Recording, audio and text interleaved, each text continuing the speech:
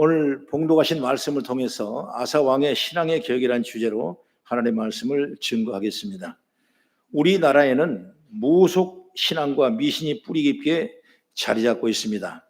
대한민국은 5,000년 전 바로 고조선에서 비롯됐다고 했는데, 곰이 바로 인간이 되려고 마늘을 먹고 낳은 태조가 바로 당군이라는 설화가 바로 무속 신앙의 표본인 것입니다. 삼국시대는 하늘에 제사를 드리는 제천의식을 지냈는데 그 흔적으로 소떼와 당산목을 지금도 볼 수가 있는 것입니다. 고려시대는 굿이 종교로 정착하고 신을 모시는 역할을 하는 무당은 국가 행사에 참여하여 함께 굿을 하기도 했던 것입니다. 한마디로 과거 대한민국은 무속과 미신의 나라였습니다. 물론 조선시대에는 유교가 국교가 되면서 억불숭유 정책을 세웠고, 그리고 무속을 탄압했고, 무당을 천민 취급했고, 그리고 모든 절은 산으로 다 쫓아 올렸습니다. 그러나 무속이 사라지지 않았습니다. 그리고 해방이 됐습니다. 해방 이후에 이승만 대통령은 기독교인이기 때문에 무속을 없애는데 힘을 썼다는 건 당연히 알 수 있습니다. 또 그 다음에 박정희 대통령은 무속을 강력 단속했다는 점이죠. 그 대통령은 새마을 운동을 개혁으로 이끌어내면서 무속과 미신을 단속했습니다. 그 무속과 미신을 파탄하는 큰 공을 세운 것을 보게 되는 것입니다. 우리 근대도 보면 계룡산에 있는 그 미신들이, 그 무속들이 전부 다 쫓아나니까 어디로 왔습니까? 바로 이 유성시장 근처에다 바글바글 모였을 때가 있던 것입니다. 여러분, 그런데 지금 우리나라는 여러분 무속에 행해하고 있는 것입니다. 이게 다시 도시로 스물스물 무속에 내려오더니 아파트나 원룸이나 그리고 또는 오피스텔이나 주거지역까지 자기들의 산당을 집을 신집을 집어넣고 여러분 그 무속 행위를 하고 있는 것입니다. 여러분 종교 자유라는 법적 제도와의 온갖 이제 사이비와 이단들이 득세를 하고 있는 것입니다.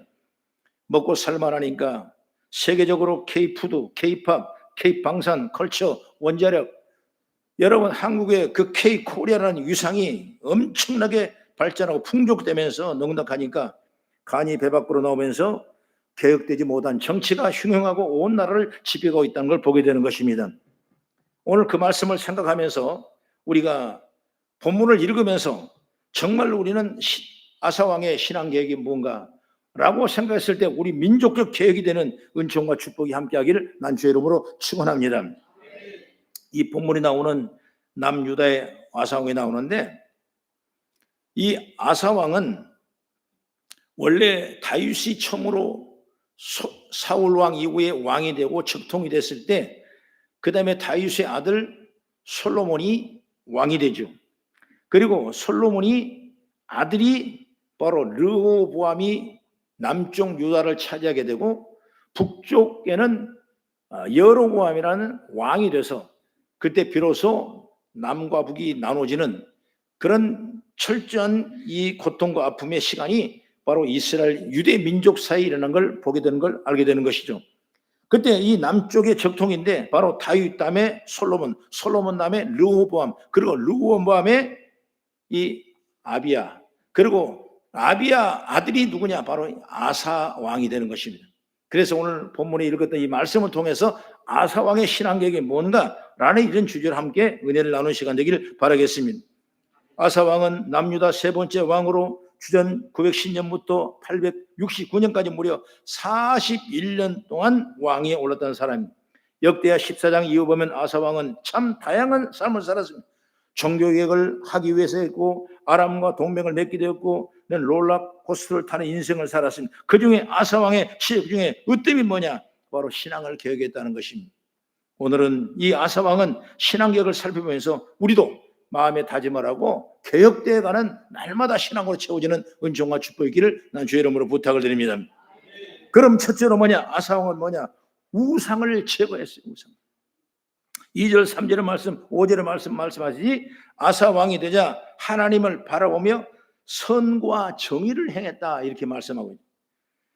이 선과 정의를 뭐냐? 첫 번째 뭐냐? 산당과 우상을 제거했다는 거죠. 본문에서 말하는 이방 제단은 뭐냐? 이방 신의 제단입니다. 유대인들은 드라빔 같은 신을 가정에 두었고 개인적으로 이방인의 풍습을 따르는 사람들이 많았는데 바로 아사왕은 그것을 제거했다. 그리고 살인, 신전, 우상을 섬기던 신당을 없앴습니다. 아사왕은 여러분 종교적으로 남색하는 자, 동성연애자를 쫓아냈습니다. 심지어 어머니가 우상을 섬겼다고 그 어머니의 직을 파기했던 것입니다. 그리고 아사왕은 주상을 회파합니다. 바로 주상은 뭐냐? 자신들의 신들을 섬기는 장소에 탑처럼 높게 세운 돌탑인데 바로 이것은 본래 성전이 있던 시대에 어떤 장소를 성스를 구별하고 특별한 하나님의 역사를 기념하게 세웠는데 나중에 알고 보니 이게 우상이 돼버리는 거예요. 하나님은 우상을 싫어하는 것입니다. 여러분 십계명에도 우상을 섬기지 말라, 우상을 형상을 만들지 말라고 여러분 계명의 그 주제가 바로 우상이에요. 우상. 여러분 우리 가운데 우상이 있다면 버려야 되는 것입니다. 우리는 오직 하나님, 여기서도 말고 저기서도 말고 오직 여호와시는 섬기는 그런 능력과 축복이 우리의 삶 속에 임하기를 일단 주의 이름으로 축복합니다. 그래서 오늘 신명기 5장 8절부터 10절까지의 말씀을 우리 한번 천천히 보십시오. 어떻게 말하는가? 시작. 너는 자기를 위하여 새긴 우상을 만들지 말고 위로 하늘에 있는 것이나 아래로 땅에 있는 것이나 땅 밑 물속에 있는 것에 어떤 형상도 만들지 말라. 그것들에게 절하지 말며 그것들을 섬기지 말라.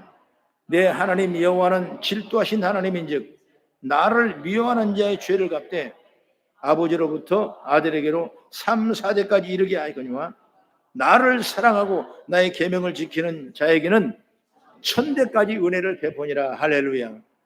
이렇게 우상을 섬기는 걸 하나님이 저주하시고 그리고 하나님의 잘 섬기는 사람에게 내가 1000대까지 내게 은혜를 주겠다고 말씀하고 영원히 복을 받게 되는 것입니다.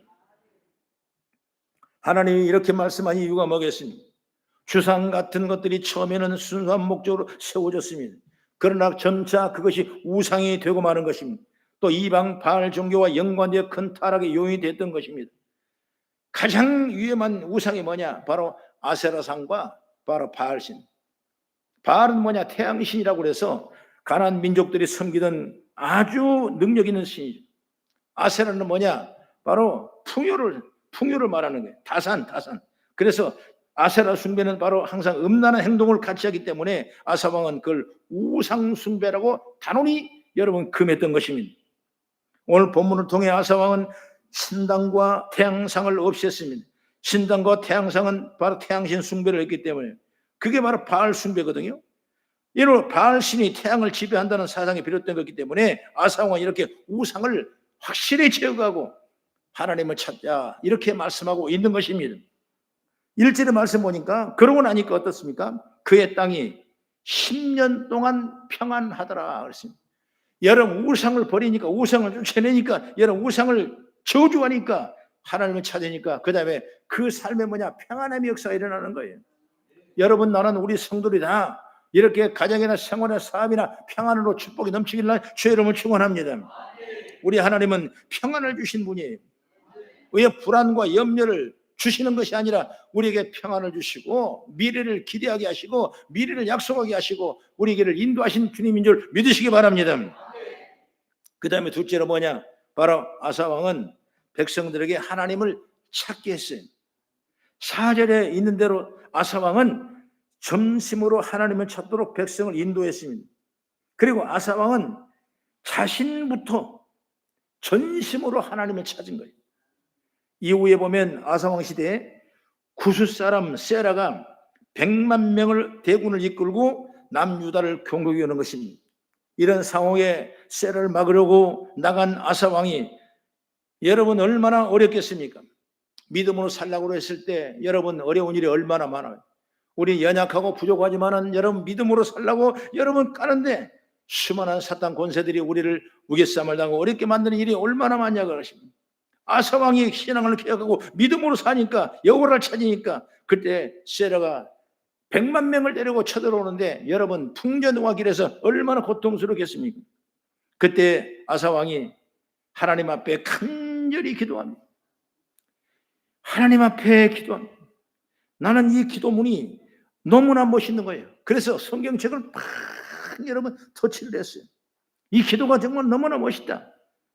정말 이 기도문을 외워야 되겠다. 따라해야 되겠다. 그런 마음이었어요. 그게 바로 역대하 14장 11절의 말씀입니다. 같이 한번 읽어보겠습니다. 시작. 아사가 그의 하나님 여호와께 부르짖어 이르되 여호와여, 힘이 강한 자와 약한 자 사이에는 주밖에 도울 리가 없사오니 우리 하나님 여호와여, 우리를 도우소서. 우리가 주를 의지하오며 주의 이름을 의탁하옵고 이 많은 무리를 치러 왔나이다. 여호와여, 주는 우리 하나님이시오니 원하건대 사람이 주를 이기지 못하게 하옵소서 하였더니, 이렇게 말씀하고 있습니다. 여러분, 기도 제목이 얼마나 멋있어요. 역대하 14장 11절 말씀을 여러분이 꼭 읽어보시고, 그 기도가 여러분 기도, 그 기도가 나의 기도, 그 기도가 우리 교회의 기도가 되길 난 주의 이름으로 축원합니다. 그만큼 아사 왕은 전심으로 하나님을 의지하는 모습을 보여줬다고 말이에요. 그리고 백성들에게 이런 신앙을 내가 가지라, 이런 아사 왕에게 하나님의 은혜가 임하는 건 여러분 당연한 것이 아니겠냐고 말이에요. 여러분, 지도자가 어려운 것이 뭡니까? 지도자가 어려운 건 먼저 본을 보이는 것입니다. 금식할 때 먼저 금식하는 것입니다. 여러분, 하나님을 섬길 때 먼저 섬기는 것입니다. 타의 모범이 되는 것입니다.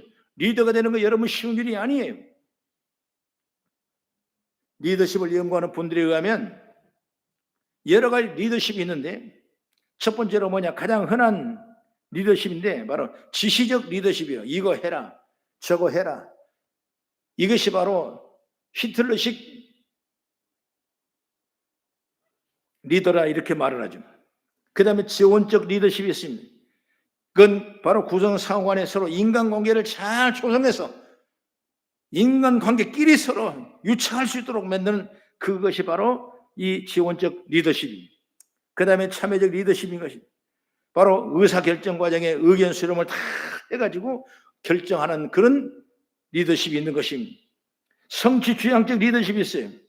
이건 뭐냐면 도전적인 목표를 딱 설정해 놓고 그것을 기대하는 리더십인 것입니다.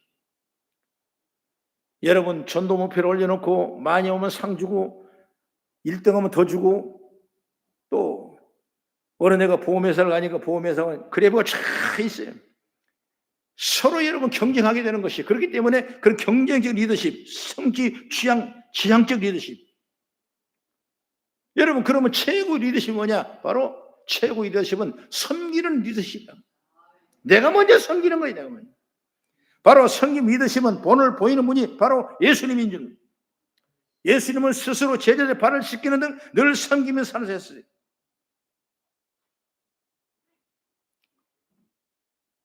그런 때로는 기적이 일어나고 역사가 일어나고 그들을 예수를 옹이하고 섬기려고 그럴 때 그는 나는 아니다고 나를 모른 척하고 따로 길을 다니시면서 때로는 어려운데 힘든데 고통스러운 데 가서 그 사역을 감당하는 그분이 누구냐? 바로 예수님이세요.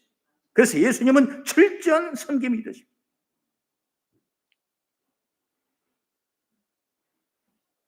그러므로 여러분, 우리가 이 먼저 본을 보이는 분이 누구냐? 바로 아사왕이 먼저 계획을 하는 것입니다. 아사왕이 이런 모습을 보이게 되는 것입니다. 아사왕은 우상을 다 없앴어요. 하물며 자기 어머니가 우상을 섬기다 어머니를 폐위해버리고, 우리가 생각할 때 이제 불효자식으로 말할 수 있지만은 영적인 건 여러분 다른 거예요. 그런 철저하게 아브라함이 믿는 하나님, 다윗이 믿는 하나님을 찾으라고 말하는 것입니다. 그리고 여러분 그 하나님을 따르는 거예요. 그리고 그런 신앙의 본을 보이는 것입니다. 아까도 말했지만 아사왕의 할아버지는 르호보암입니다. 아버지는 아비야입니다. 이렇게 많은 시대를 거치면서 우상을 섬기고 하나님을 따르지 않던 사람들에게 전심으로 그러지 말고 하나님을 따르는 것입니다. 여러분, 세상을 따를까 하나님을 따를까 머뭇거리는 사람들에게 전심으로 하나님을 따르라고 말하고 있는 것입니다. 바로 이것이 신앙의 개혁이라고 말이에요. 여러분, 신앙의 개혁은 고치는 것인 것입니다. 고치려면 여러분 기준이 있어야 되죠. 그 기준은 성경 말씀이라고 하나님 말씀하고 있는 것입니다. 여러분, 그 기준이 세상 가치가 아닌 것입니다. 세상의 철학이 아닌 것입니다. 자기 생각이 아니에요. 그런데 따로 계획을 말하는 분들의 기준이 잘못되었음을 보게 돼요. 사람을 따르고 사상을 따르고 그걸 기준을 두거나 심지어 자신의 기준대가 있는 것이죠. 그러다 보니 사람들은 계획을 외면하게 되는 것이죠. 나라도 개혁도 마찬가지입니다. 어느 이념과 어떤 상황에 따라가는 개혁이 아닌 것입니다. 법의 법대로 헌법대로 따라가는 것이 여러분 진정한 개혁이고 회복되는 것이 진정한 개혁인 줄 믿으시기 바랍니다. 우리의 신앙의 성경이 뭐겠습니까? 진정한 신앙 개혁은 성경을 하나님의 최고의 기준, 표준으로 삼고 그 길로 가는 것입니다. 여러분, 우리 모두는 아사왕처럼 오직 하나님을 기준으로 섬기고 살아가는 온 성도가 되길 난 주의 이름으로 축원합니다. 세 번째, 아사왕은 하나님의 율법을 따라 살게 하는 신앙의 개혁을 하게 되는 것입니다. 율법이 뭐냐? 하나님이 우리에게 주신 명령이 여러분 율법입니다. 일반적으로 유대인들은 이 율법을 어떻게 봤냐? 모세가 쓴 모세오경, 창세기, 출애굽기, 레위기, 민수기, 신명기 이 5권을 율법책으로 생각했습니다. 그런데 이 율법에는 놀라운 은혜가 있는 것입니다. 여러분, 신명기 6장 4, 5절 말씀을 같이 한번 보겠습니다. 시작. 이스라엘아 들으라. 우리 하나님 여호와는 오직 유일한 여호와이시니 너는 마음을 다하고 뜻을 다하고 힘을 다하여 내 하나님 여호와를 사랑하라. 아멘. 그리고 오늘 내가 명령하는 이 말씀을 너는 마음에 새기고 내 자녀에게 부지런히 가르치라 하면서 10절 11절 이렇게 말하면 같이 한번 시작. 내 하나님 여호와께서 내 조상 아브라함과 이삭과 야곱을 향하여 내게 주리라 맹세인 땅으로 너를 들어가게 하시고 내가 건축하지 아니한 크고 아름다운 성읍을 얻게 하시며 내가 채우지 아니한 아름다운 물건이 가득한 집을 얻게 하시며 내가 파지 아니한 우물을 차지하게 하시며 내가 심지 아니한 포도원과 감람나무를 차지하게 하사 내가 배불리 먹게 하실 때에 아멘. 이 얼마나 큰 축복입니다. 우리가 상상하지 못한 축복이죠. 여러분, 정말 이스라엘 백성은 말씀을 따라갔을 때 대박을 보는 것입니다. 아름다운 물건이 가득한 집을 얻게 할 것이며 내가 파지 않는 우물을 찾아야 할 것이며 내가 심지도 않은 포도원의 감람나무를 찾아야 할 것이며 내가 배불리 먹게 할 것이라고 성경 분명히 약속하고 뭐 어떻게 한다면 율법을 따라 지키면 믿음으로 살아가면 여러분 이 역사 일어나는 거예요. 여러분 세상 귀에 흔들리지 마십시오. 오직 여러분 주만 바라보고 주를 따라가며 주를 의지하고 믿음으로 살아가는 우리 성도 다 되셔서 하나님이 주신 복을 받는 역사 있기를 주의 이름으로 축원합니다. 여러분 세상에 주는 복은 잠시 잠깐이에요. 넘어지면 끝나는 거예요. 여러분 잘 살다가도 여러분 무너진 회사가 얼마나 많습니다. 여러분 잘 나가던 아들이 여러분 잘못된 아들이 얼마나 많습니다. 여러분 잘못된 잘된 가정이 여러분 잘못된 가정이 얼마나 많습니다. 예, 여러분 세상은 가정은 여러분 유한한 거예요. 여러분 그러나 하나님이 주신 축복은 영원히 무한한 하나님 축복의 통로가 이렇게 될 줄로 믿습니다. 그 축복은 교회가 크다고 되는 것도 아니고 교회가 작다고 안 되는 것도 아닌 것입니다. 언제든지 주를 섬기는 신앙의 계획이 이루어진다면 이런 축복을 배불리 먹고 살아가는 은총과 축복을 여러분이 얻게 될 줄 믿으시기 바랍니다. 율법을 지키면 놀라운 은혜가 있다는 겁니다.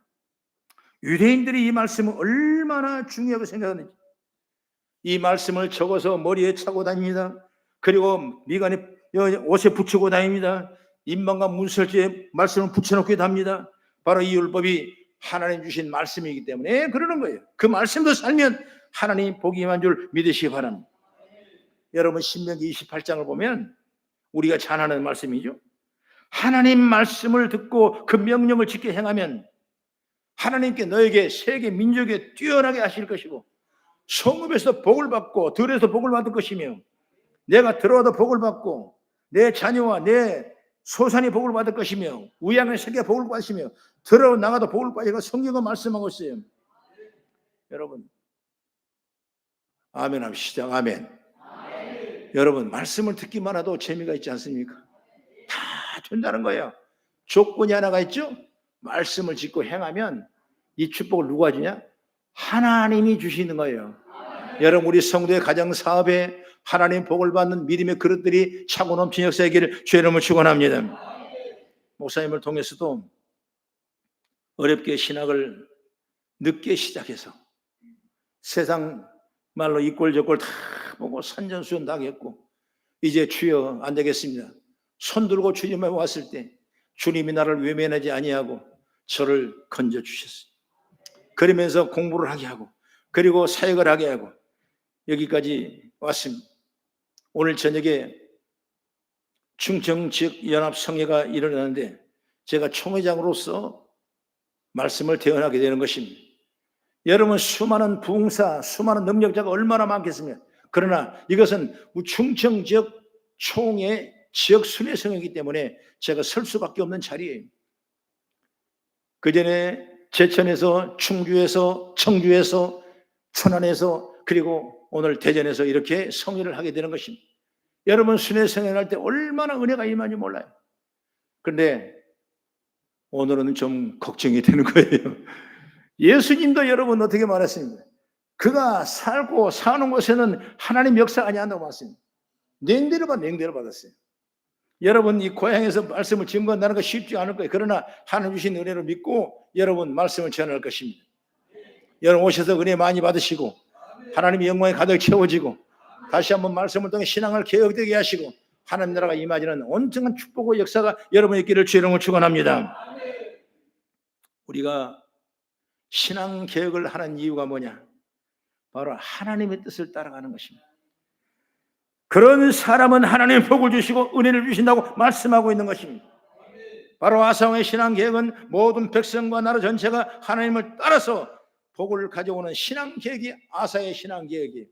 이렇다면 우리들도 믿음을 다시 세우십시오.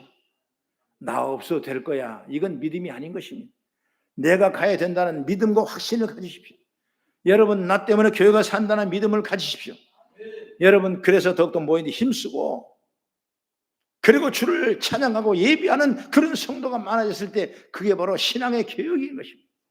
여러분, 코로나 이후에 수많은 교회가 문을 닫고 교회가 절반으로 줄어진 경우가 너무나 많습니다. 왜 그렇습니까? 예배하지 않아도 되는 것처럼 느껴지기 때문에 내 마음에 하나님 모시면 되는 거지 라고 생각하기 때문에 여러분 모이는데 쉽지가 않은 것입니다. 이걸 회복할 수 있어야 돼요. 여러분, 내가 아니면 안 간다. 내가 가야 된다. 내가 가야 된다. 내가 가야 된다. 여러분, 여의도교회 초창기에 부흥됐을 때 빨강 가방 드는 사람이 구역장들이에요. 여의도교회 앞에가 시뻘겁니다. 구역장 가방이 얼마나 많은지 몰라요. 근데 바쁘지도 않는데 그저 앞자리에 앉으려고 그냥 막 불이 나게 뛰는 거예요. 차에서 내려오면 그냥 누가 운동선수 달리기 경비하는 거예요. 뛰어가는 거예요. 그렇게 은혜를 사모했다 그런 것입니다. 여러분, 은혜를 사모하시고 교회를 가까이 하시고 예배를 가까이 하시고 하나님의 성을 찬양하는 그런 믿음을 통해서 하나님 나라 이루길 주의 이름으로 축원합니다. 기도하겠습니다.